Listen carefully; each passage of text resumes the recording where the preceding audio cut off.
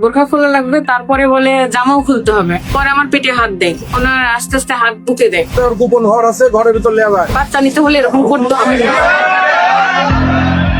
বিয়ের পর দীর্ঘদিন সন্তান না হওয়ায় হতাশায় ভুগছিলেন এই গৃহবধূ। সন্তান না হওয়ার কষ্ট ধীরে ধীরে এই গৃহবধূকে মানসিকভাবে ভেঙে দিচ্ছিল। ঠিক সেই সময়ে এক প্রতিবেশীর মাধ্যমে জানতে পারেন কথিত এক কবিরাজের নাম। বলা হয় তার কাছে গেলে নাকি অনেক নিঃসন্তান দম্পতির ঘর আলো করে এসেছে সন্তান। শেষ ভরসা হিসেবে বুক ভরা আশা আর মা হওয়ার স্বপ্ন নিয়ে রাজশাহীর বাগমারা উপজেলার তাহিরপুর এলাকায় সেই কবিরাজ মাহবুবের শরণাপন্ন হন তিনি। দিন আসছি এর কাছে, 15 দিন পর পর আসি। প্রথমবার আমার শাশুড়ি সহ আসছিলাম, দ্বিতীয়বার আমি আসছিলাম, আমার সাথে একটা রিজার্ভ করে ভ্যানালা নিয়ে আসছিলাম, উনিও আসছিল। তৃতীয়বার আমি একাই আসছিলাম। তখন উনি আমাকে বিভিন্ন সমস্যার কথা বলে যে আমার এই সমস্যা। আমি আমার টেস্টও নিয়ে আসছিলাম, ডাক্তারি টেস্ট। উনি বলে আমার কিছু দেখা লাগবে না, তোমার এই সমস্যা আমি তোমাকে দেখে বুঝে গেছি। কিন্তু সন্তান লাভের আশায় যে দরজা দিয়ে তিনি গিয়েছিলেন সেই দরজার আড়ালেই তার জন্য অপেক্ষা করছিল এক ভয়ঙ্কর অভিজ্ঞতা। ভুক্তভোগীর অভিযোগ, চিকিৎসার নামে ঝাড়ফুঁকের কথা বলে তাকে একটি গোপন কক্ষে নিয়ে যান কবিরাজ মাহবুব। তো বলার কথা বলে উনি বলে তোমাকে ঝাড়া দেওয়া লাগবে, চলো। দিয়ে ওনার পার্সোনাল রুমে আমাকে নিয়ে এসে চেম্বার বাঁধে। সেখানে নিয়ে যাওয়ার পর প্রথমেই তাকে বোরকা খুলতে বলা হয়। এরপর ঝাড়ফুঁক দেওয়ার কথা বলে তার জামাও খুলে ফেলেন তিনি। সন্তান লাভের আশায় এই নারী তখনও বুঝতে পারেননি পরিস্থিতি কোন দিকে যাচ্ছে। নিয়ে যাওয়ার পরে আমাকে বলে তোমার বোরখা খোলা লাগবে, তারপরে বলে জামাও খুলতে হবে। এই কথা বলে ঝাড়া দেওয়া লাগবে, পেটে সমস্যা আছে তোমার, ঝাড়া দেওয়া লাগবে। আজকে না, যখন আসছিলাম আজকেও আসতে বলছিল, কিন্তু কোনো চিকিৎসা ওনাকে তো দেখতেই পাচ্ছি না। পরে ভুক্তভোগীর দাবি, পোশাক খোলার পর কবিরাজ প্রথমে তার পেটে হাত দেন, এরপর ধীরে ধীরে শরীরের বিভিন্ন স্পর্শকাতর স্থানে হাত দিতে শুরু করেন। এক পর্যায়ে তার সাথে অনৈতিক আচরণ এবং সম্পর্কে জড়াতে চান বলে অভিযোগ করেন এই গৃহবধূ। তো উনি পরে আমার পেটে হাত দেয়, পেটে হাত দেওয়ার পরে ওনার আস্তে আস্তে হাত বুকে দেয়। তারপরে উনি আমাকে এরকম বলতেছে ভালো লাগতেছে, কোনো স্বস্তি পাচ্ছেন না। আমি বলি আপনি কোন ভালো লাগাটা বুঝাচ্ছেন, আপনি আমার সাথে এরকম কোন ভালো লাগাটা বুঝাচ্ছেন? উনি বলে না, তো আমার সাথে এরকম করার চেষ্টা করে। তারপরে উনি আস্তে আস্তে কোমরের নিচে হাত দিচ্ছে, দেওয়ার পরে উনি আমাকে চেষ্টা করতেছে।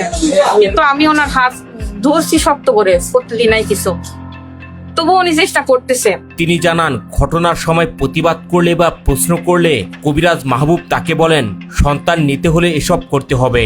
শুধু তাই নয়, এই ঘরের ভেতরে যা ঘটেছে তা তার স্বামীকে কোনোভাবেই জানানো যাবে না বলে সতর্ক করা হয়।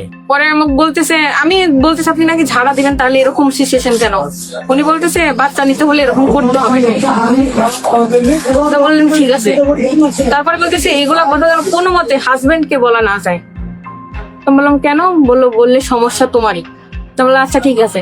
ভুক্তভোগীর ভাষ্য অনুযায়ী একদিন বা 2 দিন নয়, টানা 3 মাস তার কাছে আসতে হবে বলে জানানো হয়। কবিরাজ দাবি করেন তার গোপন কক্ষে একান্তে সময় কাটালেই সন্তান হবার সম্ভাবনা তৈরি হবে। বলছে এরকম করে 3 মাস আসতে হবে। আমি আসি মঙ্গলবারের দিন, উনি আমাকে আবার রবিবারের দিন আসতে বলে।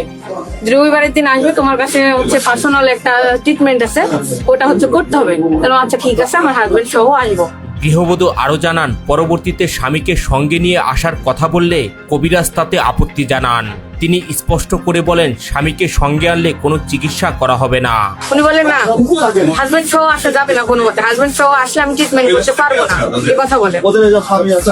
আচ্ছা ঠিক আছে কি কথা বলে। আর উনি বলে আমার কাছে এভাবে আসবে, একান্ত ভাবে আসবে, তাহলে বাচ্চা ইনশাল্লাহ হয়ে যাবে। আমি যখন বললাম আমার বাচ্চা হবে তো, উনি বলে হ্যাঁ হবে, এই কথা। ওরা চেষ্টা করছে, চেষ্টা করছে। আমি তো সেই সময় আরেকটা রোগী চলে আসছিল, আমি যখন আসি তখন কেউ ছিল না। আর উনি যখন জোরপূর্বক চেষ্টা করে তখন আরেকটা রোগী চলে আসছিল, দেখুন আমাকে ছেড়ে দিচ্ছে। অভিযোগ রয়েছে সন্তান হবার শতভাগ গ্যারান্টি দেওয়ার প্রলোভন দেখিয়ে বারবার তাকে একা আসতে উৎসাহিত করা হয়।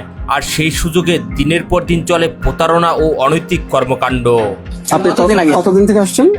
আমি 1.5 মাস ধরে আসতেছি। টোটালি 1.5 মাস থেকে আসছেন? হ্যাঁ। 1.5 মাসের মধ্যে কোনোদিন কি আপনার দৈহিক সম্পর্ক হয়েছে? সত্যি কথা বলেন। না। মানে প্রথম 2 দিন আমার সাথে লোক আসছিল, তখন তো কিছু করতে পারেনি।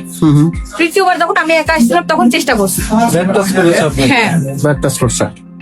এখন আপনি চাচ্ছেন কি পরিচয়টা কি? আপনার নামটা? আমার নাম ইকু, বাসা কোটালীপাড়া,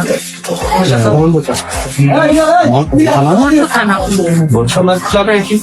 এদিকে ঘটনা প্রকাশ্যে আসার পর এলাকা জুড়ে সৃষ্টি হয় তীব্র আলোচনা আর সমালোচনা।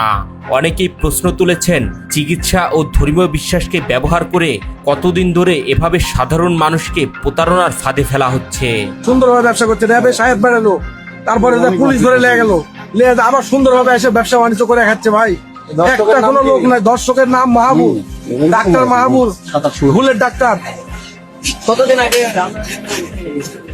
এখন থেকে 1 বছর আগে, 1-1.5 বছর ঘরে বাচ্চা লিয়ে গেছে, এক ঘরে লিয়ে গেছিল, এর থেকে লিয়ে গেছে। আর এই শুয়োরের বাচ্চা মনে করেন যে প্রতিনিয়ত মেয়ে রেখে লিয়ে যায়, ওর গোপন ঘর আছে, ঘরের ভিতর লিয়ে যায় মনে করেন যে ওইটা যে 1 ঘন্টা 2 ঘন্টা করে মনে করেন যে ছেলে মানুষ থাকলে ঢোকা যাবে না, নিষেধ। ভুক্তভোগী এই গৃহবধূ এই ঘটনার সুষ্ঠু তদন্ত ও বিচারের দাবি করেন। তার ভাষ্য, তার সঙ্গে যা হয়েছে তার দৃষ্টান্তমূলক শাস্তি না হলে ভবিষ্যতে অনেক নারী এভাবেই প্রতারণার শিকার হবেন। আমার সাথে যে অন্যায় হয়েছে আমি প্রতিবাদ করবো না, এটার প্রতিবাদ আমি চাইবো না।